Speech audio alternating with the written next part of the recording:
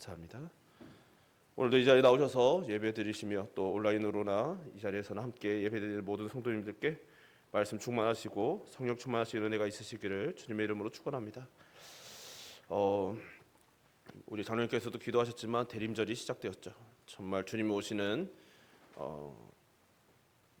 오신 날을 기념하고 또 사모하고 기대하면서 우리가 이 시기를 보내게 되는데, 이런 시기에 우리가 주님이 오셔야만 했던, 그리고 우리가 주님이 필요한 이유에 대해서 우리가 함께 오늘 말씀을 포함해서 함께 나누기를 소망합니다.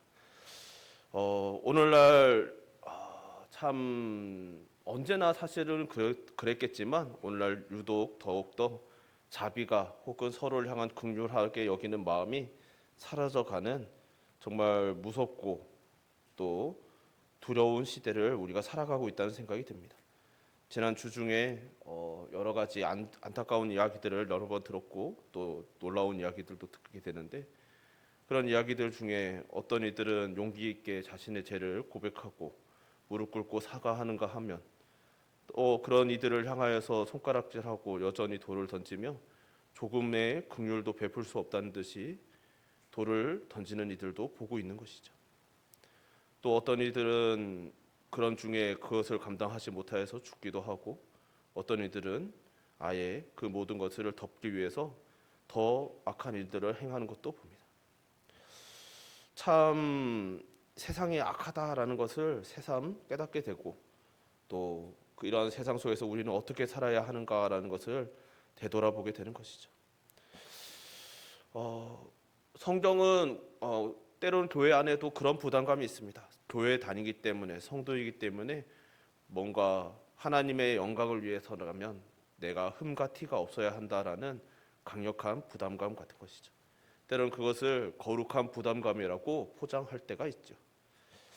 그러나 성경은 우리에게 절대 완벽함을 요구하지 않는다는 것을 우리는 늘 깨달아야 합니다.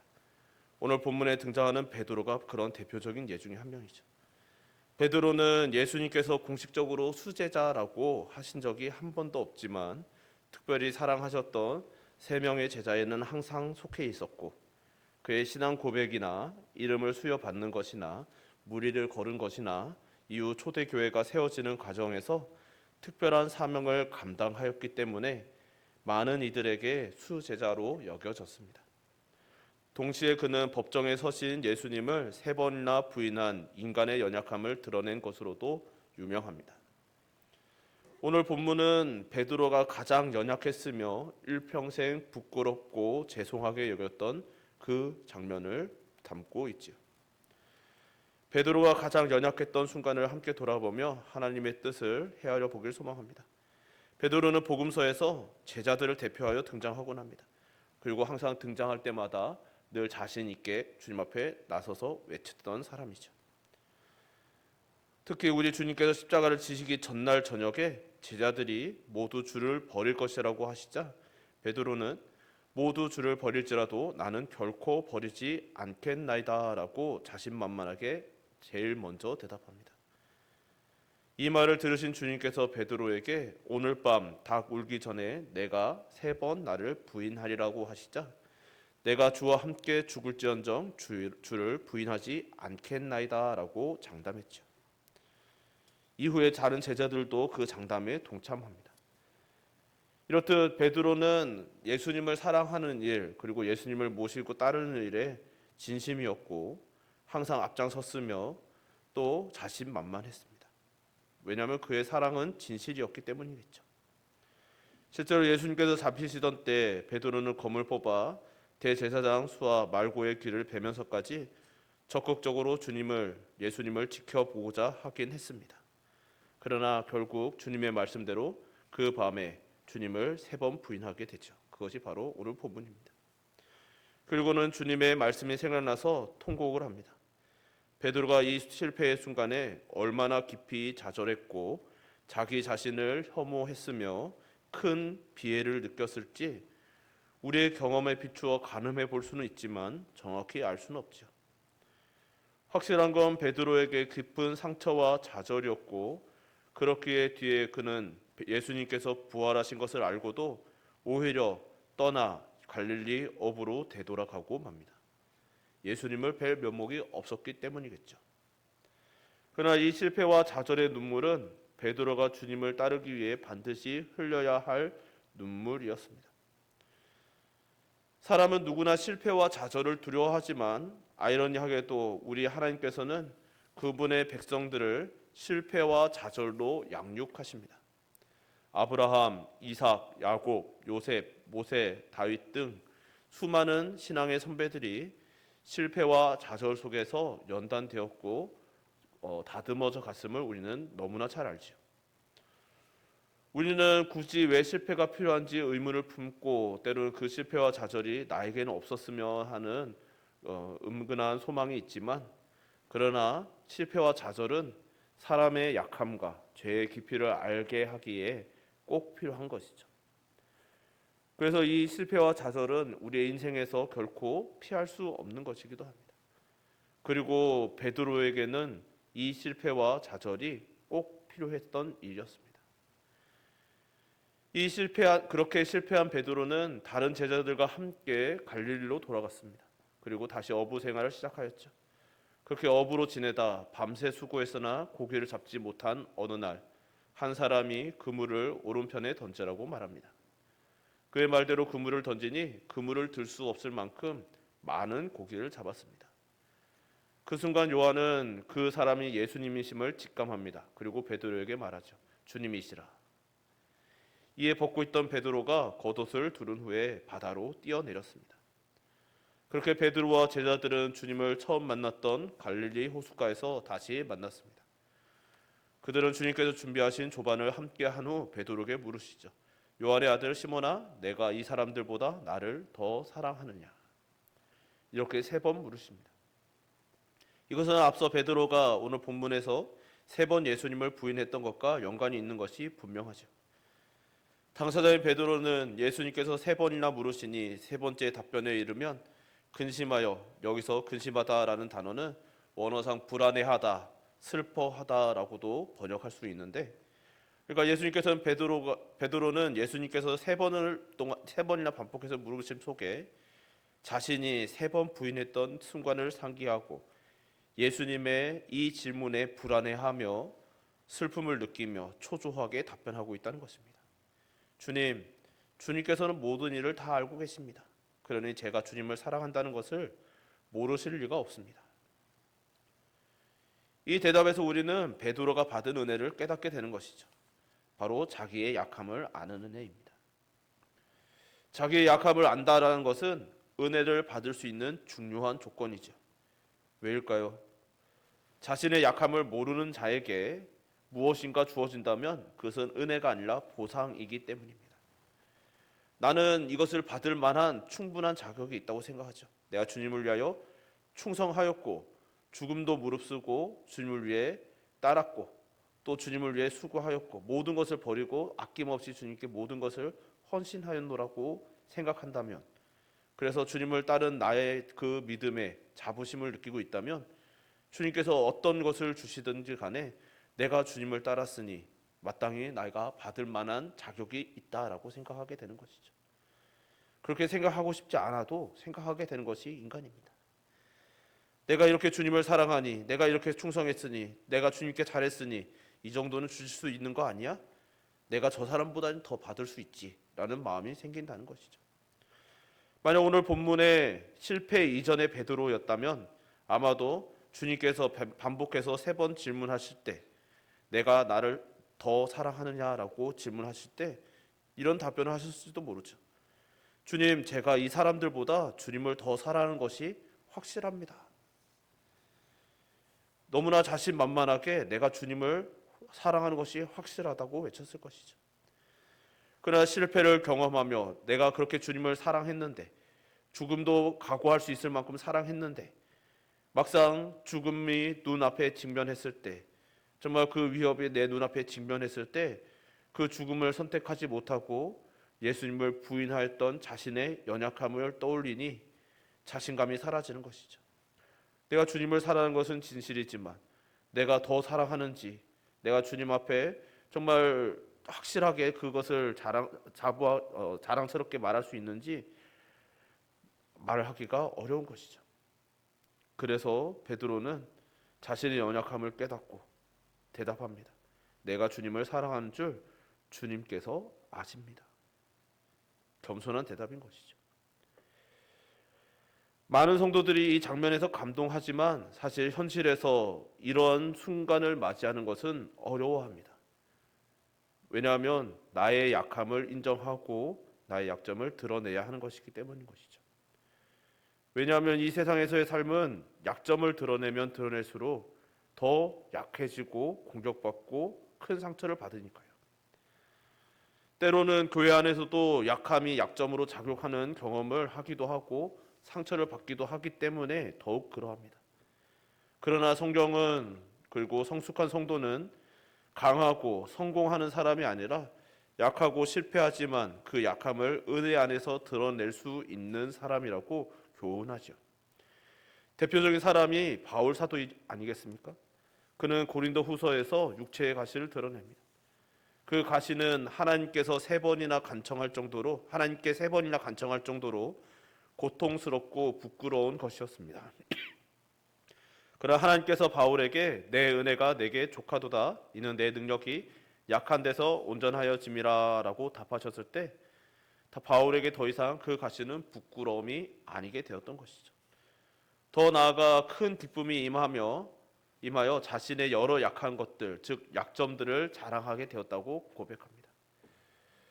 바울에게는 여러 약점들이 있었죠. 그 약점들이 무엇입니까? 그는 예수님을 핍박하였던, 몸된 교회를 핍박하였던 그 죄인 중에 죄인이고 괴수이고, 정말 그 외에도 여러 가지 여러 사람들이 꺼려할 만한 일들이 있었습니다. 그래서 일평생 많은 공격을 받았죠. 그리고 지금 육체의 가시조차도 분명히 그의 치명적인 약점 중에 하나였을 것입니다. 그러한 약점들은 여전히 그대로이지만 이 가시를 통하여서 바울은 그 약점을 대하는 생각과 태도가 완전히 바뀌었음을 고백하고 있는 것이죠. 왜 바뀌었습니까? 자신이 약할 때 하나님 안에서 더 강해진다라는 사실을 깨달았기 때문입니다. 이전에 바울은 이 약점이 하나님을 섬기는 데 불리하고 또 하나님의 말씀, 복음을 전하는데 방해가 되는 방해물로 생각하여서 숨겨야 하고 감춰야 하고 치료하고 반드시 해결해야 할 문제라고 여겼지만, 이제는 그것을 자랑하며 이 약함에서 하나님께서 자신을 사용해 주시는 그 은혜를 자랑하는 증거가 된 것이죠. 주님께서는 주님을 3번 부인한 베드로에게, 그것도 다른 제자들 앞에서 3번 물으심으로써 자기의 의가 철저하게 무너진 베드로를 지금 이 자리에 우리들을 포함한 다른 제자들에게 보여주십니다.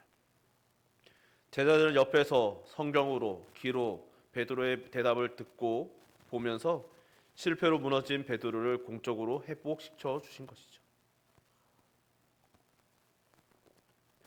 베드로에게서는 자신만만함이 사라졌고 그는 자신의 죄와 약함을 깨달았습니다.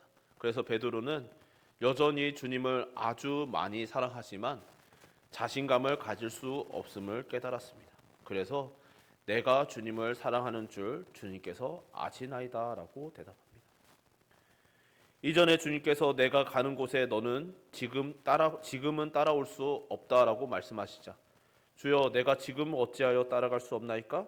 주를 위하여 내 목숨을 버리겠나이다 라고 자신만만하게 대답했지만 이제는 주님께서 저를 더 잘 아십니다 라고 고백하는 것이죠. 이제 베드로는 자기의 지식과 자신감, 자신의 감정에 대한 확신이 아니라 자기를 자신보다 더 잘 아시는 주님께 의지하고 있는 것이죠. 후에 베드로는 그의 서신 베드로서에 이런 기록을 남깁니다. 예수를 너희가 보지 못하였으나 사랑하는도다. 이제도 보지 못하나 믿고 말할 수 없는 영광스러운 즐거움으로 기뻐하니. 이 베드로 전서를 쓸 때, 베드로 전서를 쓸 때 그 당시에 초대 교회 성도들은 예수님을 본 적이 없던 사람들이 대부분이었습니다. 그러나 그들은 보지도 못하였던, 얼굴을 한 번도 본 적 없던 주님을 사랑하며 고난까지도 기쁘게 당하는 자리에 서게 되었음을 우리는 보지요. 어떻게 그렇게 될 수 있었습니까? 은혜를 받았기 때문이죠. 은혜를 받았으므로 주님을 사랑하게 되었기 때문입니다. 그리고 그 은혜를 받는 가정은 자신들의 약함을 깨닫고, 그러나 그 약함을 약점이라고, 또 우리를 버릴 그 조건이라고 보지 않으시고 그 약점을 통하여 우리를 사랑하시는 주님의 은혜를 받았기에 나의 약점까지 사랑해 주시는 주님을 사랑하게 되는 것이죠. 그래서 성도에게 약함이라는 것은 은혜의 필요 조건이고, 은혜는 주님을 사랑하는 조건이 되는 것입니다. 그래서 은혜를 받은 사람의 특징은 보지 못하는 주님을 사랑하고 기뻐하는 것이죠. 많은 사람들이, 왜 예수를 믿는 자들은, 우리 성도들은 예수님을, 본 적도 없는 예수님을 실제로 존재했는지 안 했는지 그 증거도 명확하지 않다라고 여겨지는 예수를 왜 사랑하는지 이해할 수 없어 하죠. 때로는 교회 안에서도 내가 예수님을 직접 보지 못하였기 때문에 예수님의 음성을 직접 듣고자 하는 열망들이 생겨나곤 하는 것을 봅니다. 그러나 은혜를 받은 사람의 특징은 보지 못하는 주님을 사랑하고 기뻐하는 것이죠. 주님을 사랑하는 것이 신앙의 본질인 것입니다.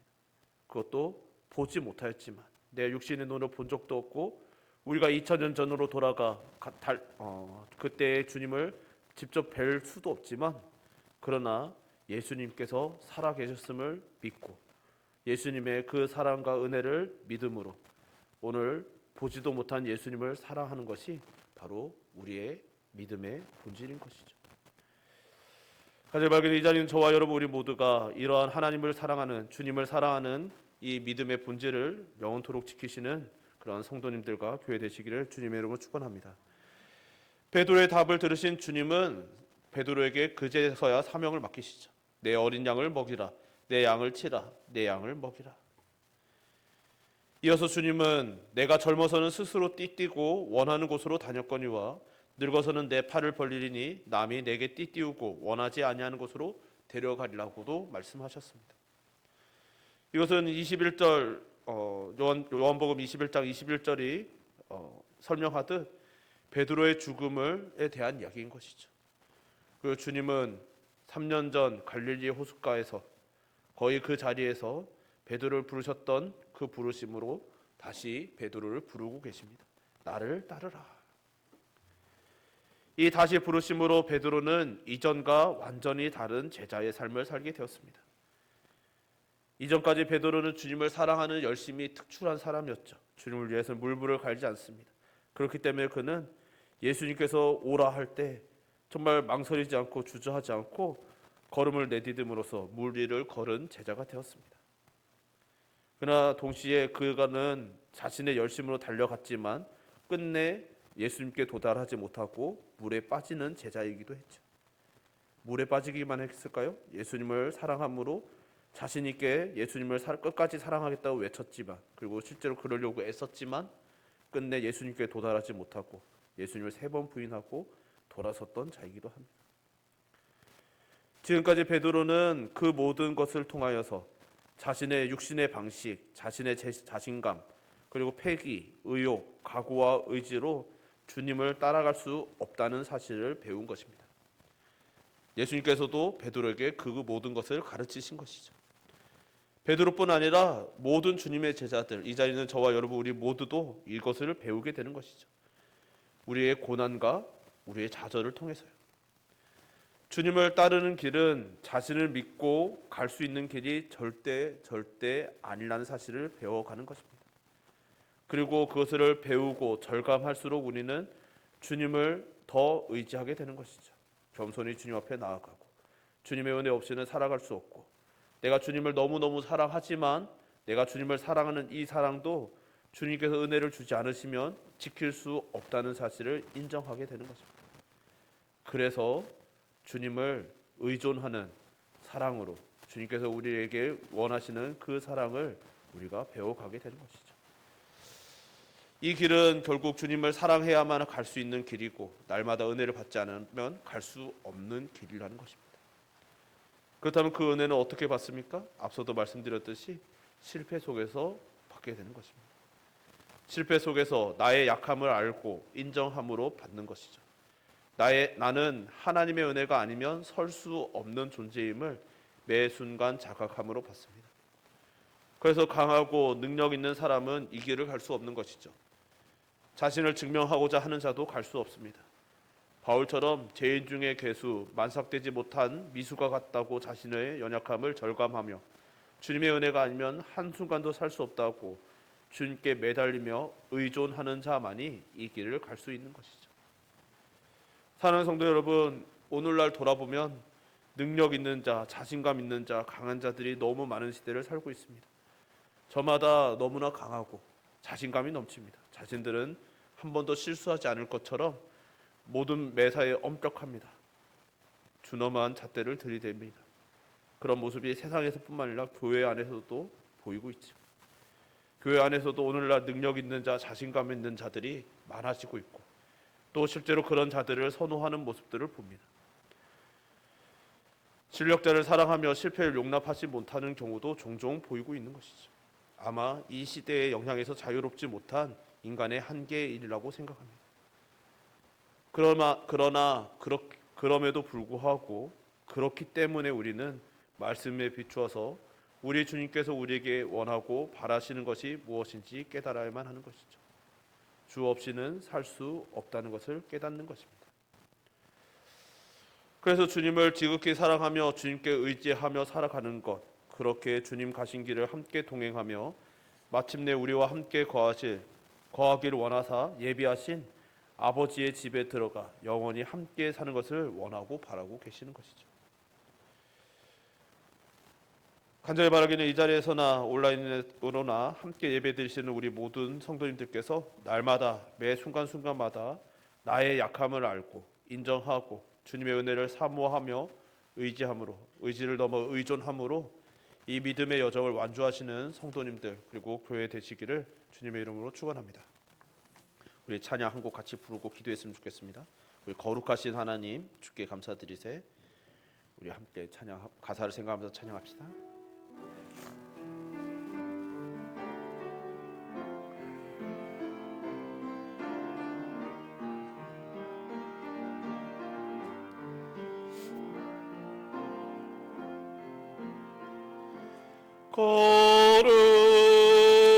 거룩하신 하나님 주께 감사드리세. 날 위해 이 땅에 오신 독생자 예수 나의 마음과 뜻 다해 주를 사랑합니다. 날 위해 이 땅에 오신 독생자 예수 내가 약할 때 강함 주고 가난할 때 우리를 부욕해 하신 나의 주 감사. 내가 약할 때 강함 주고 가난할 때 우리를 부욕해 하신 나의 주 감사.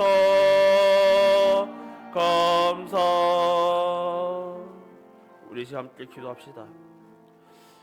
정말 주님께서 이 땅에 오신 것은 우리가 자꾸 말씀을 들으면서도 내가 할 수 있다고 생각하고 내가 주님께서 도와주지 않아서 내가 주님을 더 사랑할 수 있다고 착각하기 때문입니다. 당대 유대인들이 그렇게 착각하고 율법을 행하고 또 장로의 유전을 만들면서 열심을 내니까 이 땅에 오셔서 말씀하시는 것이죠. 주님 없이는 나로 말미암지 않고는 아버지께로 갈 수가 없다고. 베드로에게도 예수님을 너무나 사랑했던 베드로에게도 너의 감정만으로 되는 것이 아니다. 나를 의지해야 된다. 이것을 가르치심으로 마침내 그 실패와 좌절 속에 그 사실을 깨닫고 주님께서 나를 더 잘하십니다라고 엎드리는 베드로에게 이제 나의 양을 치라고, 나의 양을 먹이고 가르치라고 사명을 맡기시는 것을 우리는 보는 것이죠. 이 자리는 우리를 사랑하시는 것도 그러합니다. 이제 대림절이고 주님 오시는 날을 기념하는 성탄절이 다가오고 있죠. 주님께서 이 땅에 오시고 이 땅에 오셨을 뿐만 아니라 이 자리에 있는 우리, 저와 여러분 우리 모두를 사랑하심으로 불러주신 것은 우리가 이 세상 속에서 너무나 때로는 내가 해내야 된다고, 내가 무엇인가 해내야지, 정말 주님을 사랑하기 때문에 무엇인가 완성해야지, 무엇인가 이루어야지라고 그러는 부담감을 가지라는 것이 아니라 너희들이 내가 너희를 사랑한 것을 깨닫고 나를 더 사랑하고 의지를 넘어서 의존하라고, 나 없이는 살 수 없다라고 고백하며 나를 붙들고 살아가라고 말씀해 주시는 것이죠. 이 시간 우리 함께 기도합시다.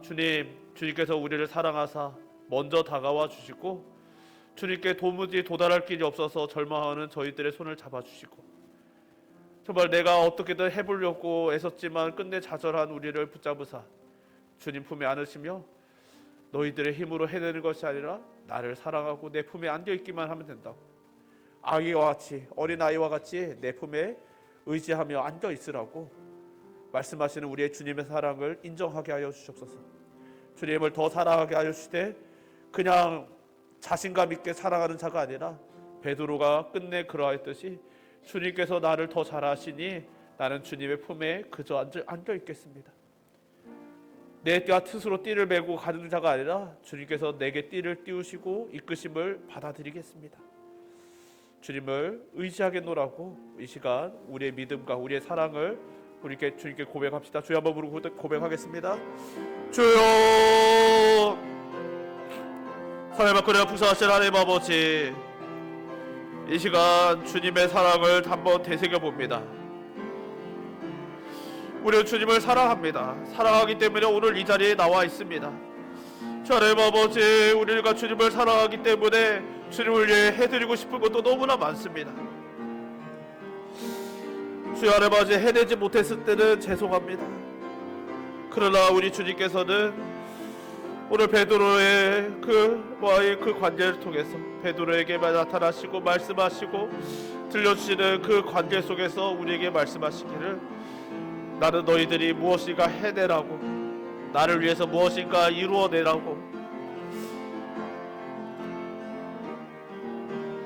하는 것이 아니라 그저 내가 너희를 사랑하고 품에 안아주는 것, 나의 품을 더욱더 의지하고 나의 품을 의존하고 내가 먼저 사랑한 그 사랑을 받아들이고 그 사랑에 사랑으로 반응하라고, 주님 없이는 살아갈 수 없고 주님 없이는 갈 수 없는 이 길을 주님과 함께 동행하기를 더욱더 간절히 사모하라고, 그래서 마침내 너희 힘으로 갈 수 없는 하나님 아버지의 나라에 함께 들어가자고 부르시고 초청하신 주님의 초청에 오늘도 응답하고 오늘도 주 하나님한테 응답하여 주의 손을 붙잡고 주의 품에 안기며 마치 어린아기가 주님 부모의 엄마의 품에 정말 온전히 안기듯이 주 하나님 우리들 또한 주님의 품에 온전히 안기며 주님과 동행하는 주의 백성 되게 하여 주옵소서. 내가 강한 것은 내가 의지를 가져서 내가 실력을 쌓아서가 아니라 주님을 의지할 때, 주님과 동행할 때, 오직 주님 품 안에 온전히 안겨 있을 때 강한 것이고 부유하고 능력 있는 것임을 주 하나님 항상 잊지 않게 하시고 우리가 주의 품에 있음을 늘 감사하게 하여 주옵소서.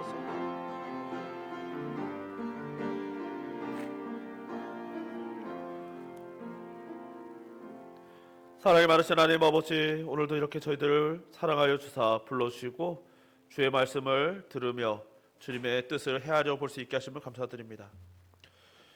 주님께서 이 땅에 오신 것을 기념하며 기다리고 사모하는 되새기는 대림절입니다. 이 대림절에 주님께서 왜 우리에게 꼭 필요한 분이신지 다시 한번 되새기오니 베드로와의 관계를 통하여서 베드로의 고백의 변화를 통하여서 또 실패와 좌절까지도 사용하심으로 베드로를 끝까지 살아가신 주님의 그 사랑을 다시 한번 되새김으로 우리를 향한 주님의 사랑을 또 다시 한번 되돌아보니 간절히 바라기는 이 자리는 이 자리에 있는 우리 모든 백성들이, 주의 자녀들이, 제자들이 하나님을 사랑하되 나의 자신감과 나의 능력으로 주님을 사랑하는 자가 아니라 나보다 나를 더 잘 아시고 그래서 나를 정말 아이와 같이 품어주시고 안아서 주께 아버지의 나라로, 아버지의 집으로 인도하시는 예수님을 사랑하는 마음, 온전히 의존하는 그 사랑으로 주님과 함께 동행할 수 있는 주의 백성 되게 하여 주시옵소서. 우리를 사랑하사 온전히 사랑하여 주시는 은혜에 감사드리오며 예수님 이름으로 기도드립니다. 아멘. 찬송가 300